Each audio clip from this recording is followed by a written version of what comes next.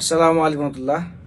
আজকে আমরা রাসূলুল্লাহ সাল্লাল্লাহু আলাইহি সাল্লামের জীবনের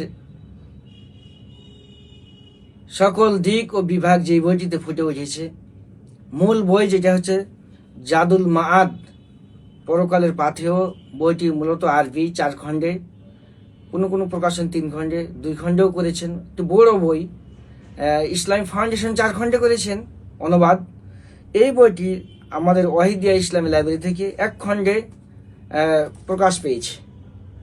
এই বইটি মূল লেখক আমরা তো সবাই জানি যে ইবনুল কাইয়্যিম রাহিমাহুল্লাহ, এবং এই যে মুখতাসার করেছেন বিপ্লবী সংস্কারক মোহাম্মদ বিন আব্দুল ওয়াহাব রাহিমাহুল্লাহ, আর আরবি থেকে অনুবাদ করেছেন শাইখ আব্দুল্লাহ শাহিদ আল মাদানী হাফিজাহুল্লাহ।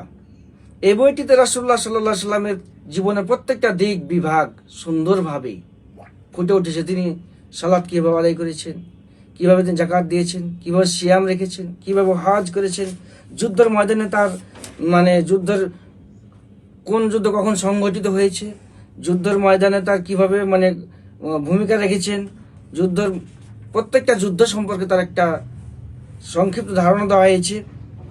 এছাড়াও রাসূলুল্লাহ সাল্লাল্লাহু আলাইহি সাল্লামের মেরাজ যে হয়েছে, মেরাজের মক্কা থেকে মদিনা এবং সিদরাতুল মুনতাহা পর্যন্ত সকল ঘটনা সহিহ হাদিস থেকে সুন্দরভাবে তুলে ধরা হয়েছে। এছাড়াও রাসূলুল্লাহ সাল্লাল্লাহু আলাইহি সাল্লামের প্রত্যেকটা সাইড, এক কথা বলা যায়, তার জীবনী থেকে শুরু করে প্রত্যেকটা আমল কিতাবটিতে ফুটে উঠেছে। তাই আমরা নিজে পড়ি, অন্যকে পড়তে উৎসাহিত করি। ওয়াহিদা.com থেকে আমরা বইটি সংগ্রহ করার চেষ্টা করি। আসসালামু আলাইকুম রহমতুল্লাহ।